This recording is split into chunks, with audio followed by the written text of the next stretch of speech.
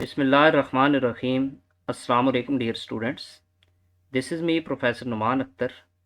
Dear students, today we are going to discuss a very important question related to your practical exam.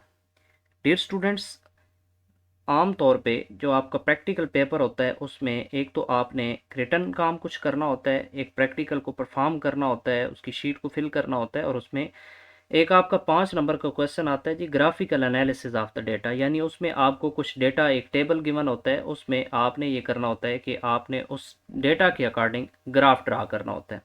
तो बहुत सारे students इस हवाले से बहुत ज़्यादा कंफ्यूज होते हैं कि ये जो हमारा ग्राफ वाला क्वेश्चन है ये किस तरह से अटैम्प्ट होगा। तो ये आपके सामने मैंने बहुत ही आसान वर्डिंग के साथ इसको एक्सप्लेन करने की कोशिश की है। तो इसमें आप देखें, चंद एक स्टेप्स जो है ना वो मैंने आपके सामने लिख दिए हैं। इन स्टेप्स को मैं एक दफ़ा आपको एक्सप्लेन कर देता हूँ। इन्हीं स्टेप्स को फॉलो करके आपने अपना ग्राफ जो है उसको प्लॉट करना होता है। तो देखें, following are the main steps to draw a graph in the exam. देखें जी, सबसे पहले स्टेप नंबर 1 आपके पास लिखा है आइडेंटिफाई द वेरिएबल्स। अच्छा, आम तौर पे ये होता है कि जो आपके पास डेटा होता है उस डेटा में मेंशन नहीं होता कि इसमें से आपका जो वेरिएबल है ये डिपेंडेंट कौन सा है और इंडिपेंडेंट कौन सा है। तो अगर हम बाय डिफ़ॉल्ट देखें तो बाय डिफ़ॉल्ट ये होता है जी कि जो आपके पास डेटा में ये पहले डेटा लिखा हुआ है ना, 2 रोज़ की सूरत में डेटा लिखा है, आपको नज़र आ रहा है। इसमें जो पहली रो है ये आम तौर पे इंडिपेंडेंट क्वांटिटीज़ को शो कर रहा होता है डेटा, जबकि ये जो सेकंड रो है इसका डेटा डिपेंडेंट क्वांटिटी को शो करता है। बट ये बाय डिफ़ॉल्ट होता है, सारे केसेस में ऐसा नहीं होता।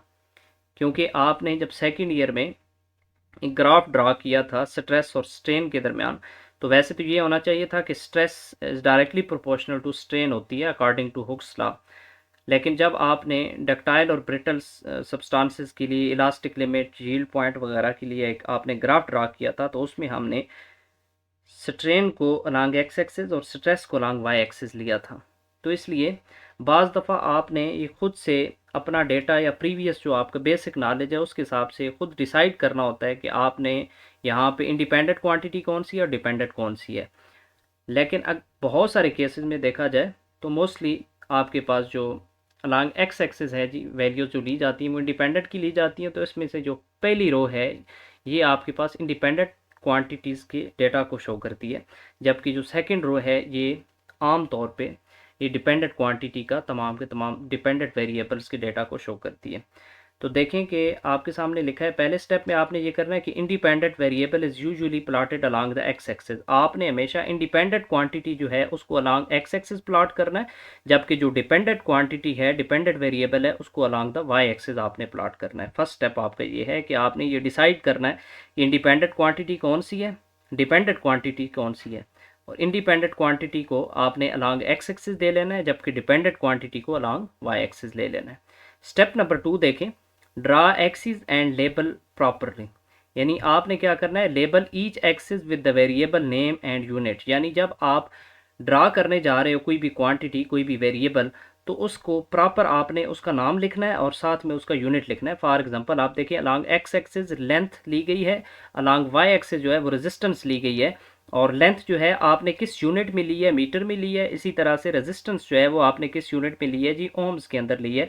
तो इसका मतलब ये यहाँ पे आप देखें, ये जो ग्राफ है इसमें अलॉन्ग एक्स एक्सिस आपने लेंथ ली है और लेंथ आपने प्रॉपर एल की सूरत में ये लिख दिया और साथ इसका यूनिट ब्रैकेट में सेंटीमीटर की सूरत में लिख दिया है। इसी तरह से रेजिस्टेंस जो वेरिएबल है आपका अलॉन्ग वाई एक्सिस वाला, वो आपने ले लिया along the Y axis, or लिख दिया और आपने साथ में ब्रैकेट में इसका यूनिट जो ओम्स था उसको लिख दिया। तो यानी सेकंड स्टेप के अंदर आपने प्रॉपर अलॉन्ग एक्स एक्सिस और along Y axis proper variables को बाय नेम लिखना होता है और साथ में इसके यूनिट लिखने होते हैं। क्लियर होगी बात। नेक्स्ट चीज़ जी, स्टेप नंबर 3 देखें, प्लॉट द डेटा पॉइंट्स। यानी जो आपके पास ये टेबल है इसमें जो आपको पॉइंट्स दिए गए हैं उनको आपने ड्रा करना है। तो from the data table plot all the points carefully. ठीक है, आपने ये करना है। यहाँ पे देखिए, ये आपको डेटा गिवन है और इस डेटा के अकॉर्डिंग आपने यहाँ पे इन तमाम पॉइंट्स को जो है वो अरेंज करना शुरू कर देना है। अब आप देखें, each pair of values forms a coordinate. इसमें पेयर में वैल्यू का मतलब ये है कि ये देखिए, जिस तरह लेंथ जो है 50 सेंटीमीटर, 100 सेंटीमीटर, 150 सेंटीमीटर, इस तरह से आपको गिवन है। और रेजिस्टेंस आप देखें तो 1.4 ओम, 45 ओम, 2.90 ओम, 4.35 ओम। तो इसमें अगर हम कोऑर्डिनेट की बात करें, एक्स वाई कोऑर्डिनेट का जो पहला पेयर है वो 50 और 1.45 का बनेगा, सेकंड पेयर जो है वो 100 और 2.90 का बनेगा, इसी तरह से थर्ड पेयर 150 और 4.35 का, अप टू सो ऑन। इस तरह से आपके पास ये कोऑर्डिनेट एक्स एक्सिस के और वाई एक्सिस के बनते हैं जी। तो mark the points using dots or crosses, यानी ये जो पॉइंट्स हैं इनको आपने जहाँ पे ये पॉइंट्स लिखने हैं, इसमें या तो आप डॉट की सूरत में, जिस तरह यहाँ पे आपको डायग्राम के अंदर नज़र आ रहा है, डॉट्स की सूरत में आप डॉट्स बड़े क्लियर अंदाज में यहाँ पे डॉट्स लगाएं, या आप प्रॉपर मार्क करें, यहाँ पे छोटा सा एक क्रॉस लगा दें अगले पॉइंट पे, फिर नेक्स्ट पे, फिर इस तरह से आप छोटे छोटे क्रॉसेस लगा के इन पॉइंट्स को बहुत अच्छे से आपने इनको मार्क करना है जी। ठीक है, ये आपका स्टेप नंबर 3 है, जिसमें प्रॉपर आपने पॉइंट्स जो हैं जो आपको गिवन टेबल के अकॉर्डिंग इस डेटा को आपने प्रॉपर पॉइंट्स की सूरत में यहाँ पे ड्रा कर देना है। स्टेप नंबर 4 में आपने क्या करना है जी, ड्रा द ग्राफ लाइन और कर्व। अब आपने ये करना है कि आपने इन तमाम पॉइंट्स को आपस में मिला के एक लाइन हासिल करनी है। अब वो लाइन जो है वो आपने बड़े स्मूथली इसको मिलाना है। अब इसमें ये भी हो सकता है कि कुछ आपके एक दो पॉइंट्स जो है वो लाइन से ऊपर हों, एक दो लाइन से नीचे हों। आपने एवरेज इस तरह लाइन ड्रा करनी होती है और कोशिश करें कि इस तरह से लाइन ड्रा करें कि मैक्सिमम पॉइंट्स को ये टच करके गुजरे लाइन आपकी।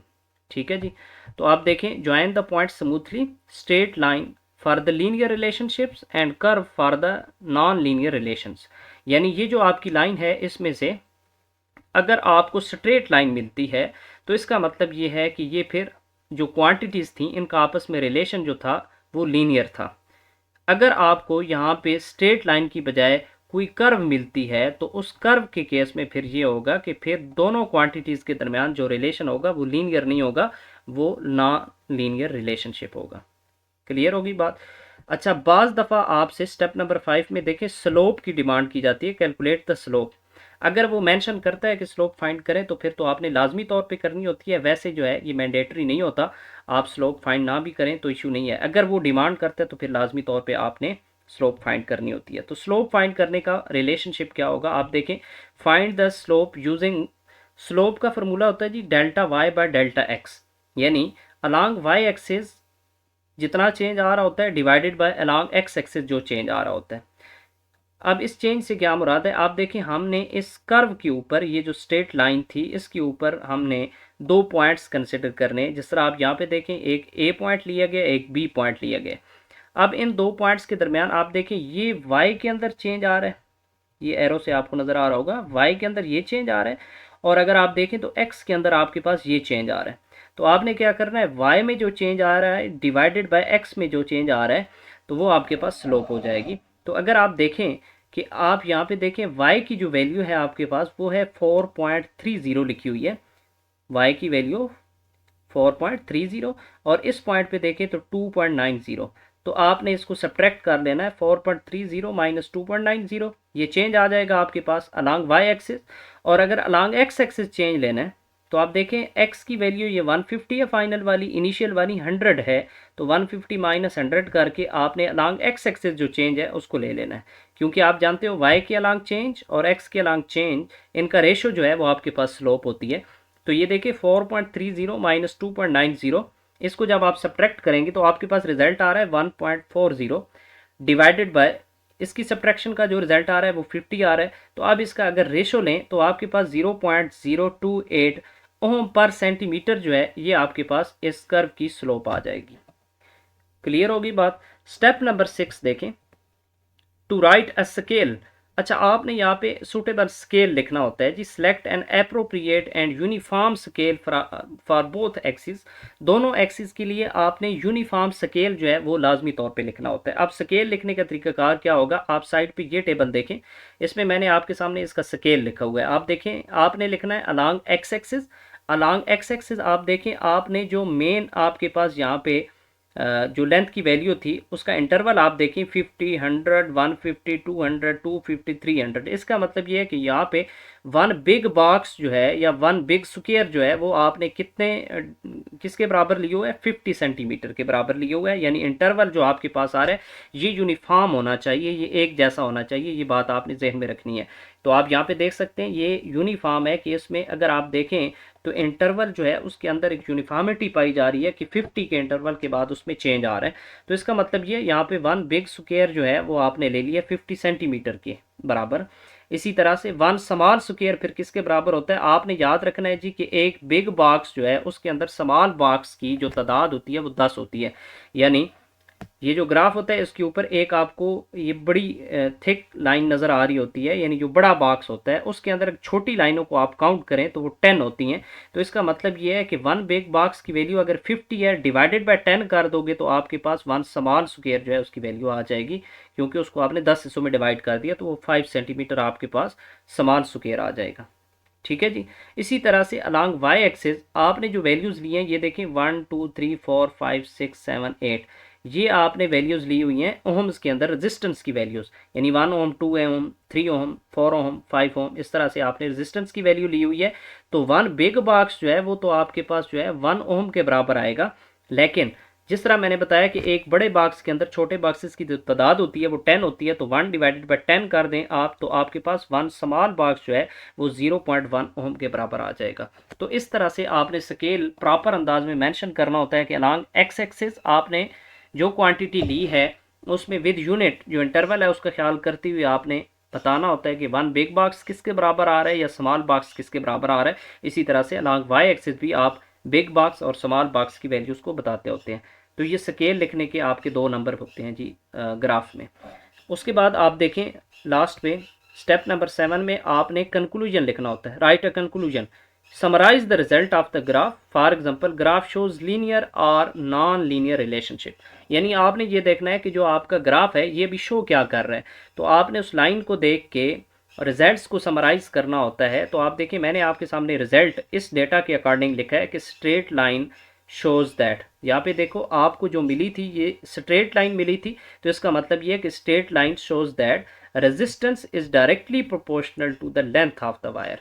ये आपने बहुत ही इंपॉर्टेंट कोटेशन पढ़ी भी थी कि रेजिस्टेंस जो है ये डायरेक्टली प्रोपोर्शनल होती है लेंथ ऑफ द वायर के। और इस बात को अभी ग्राफिकली आपने देखा है कि जब आपके पास रेजिस्टेंस और लेंथ के दरमियान जो रिलेशनशिप है ये लीनियर है और आपको एक स्ट्रेट लाइन मिल रही है, तो इसका मतलब ये है कि यहाँ पे इनके दरमियान जो रिलेशन होगा वो प्रोपोर्शनैलिटी का रिलेशन होगा, वो लीनियरिटी का रिलेशन होगा, यानी कि आपस में लीनियर हैं और ये आपको एक straight line inclined straight line जो मिल रही है, तो इसका मतलब ये है कि ये आपस में प्रोपोर्शनल हैं। तो ये हमारे कुछ स्टेप्स होते हैं जिनको हमने फॉलो करना होता है और हमने ग्राफ को प्लॉट करना होता है। तो मैं इनको दोबारा आपको एक दफ़ा रिपीट करके बता देता हूँ कि फ़र्स्ट ऑफ़ ऑल आपने ये करना है कि आपने डिपेंडेंट और इंडिपेंडेंट जो वेरिएबल्स हैं उनकी निशानदही करनी है। जो इंडिपेंडेंट वेरिएबल्स हैं उनको अलॉन्ग एक्स एक्सिस और डिपेंडेंट वेरिएबल को अलॉन्ग वाई एक्सिस लिया जाता है। उसके बाद आपने ये करना है कि आपने प्रॉपर अलॉन्ग एक्स एक्सिस और वाई एक्सिस जो क्वांटिटी आपने ली है उसको प्रॉपर आपने लिखना होता है विद यूनिट। ठीक है, नेक्स्ट आप ये करेंगे कि आप इस डेटा के अकॉर्डिंग जितने आपके पॉइंट्स हैं उन तमाम के तमाम पॉइंट्स को इधर आपने ड्रा करना है। और ये जो आप जब पॉइंट्स ड्रा कर लेंगे और उन पॉइंट्स को आप मिलाएंगे तो स्टेप नंबर 4 में आपके पास जो लाइन या कर्व आएगी वो आपका स्टेप नंबर 4 हो जाएगा, जिसमें आपने कर्व ले लेनी है। और स्टेप नंबर 5 के अंदर आपने फिर स्लोप को फाइंड करना होता है, जो कि वाई के ऊपर चेंज और एक्स के अंदर चेंज इनका जो रेशो होता है जी उसको आप स्लोप कहते हैं। और फिर फाइनली आपने इसका स्केल लिखना होता है along X axis along Y axis, one big box और स्मॉल बॉक्सेस की वैल्यूज़ लिखनी होती हैं और एंड पे आपने रिज़ल्ट लिखना होता है। तो ये 7 स्टेप्स को फॉलो करके उम्मीद है कि आप बहुत अच्छे से ये ग्राफ वाला जो क्वेश्चन है इसको अटेम्प्ट करने के काबिल हो जाएंगे। थैंक यू, अल्लाह हाफिज़।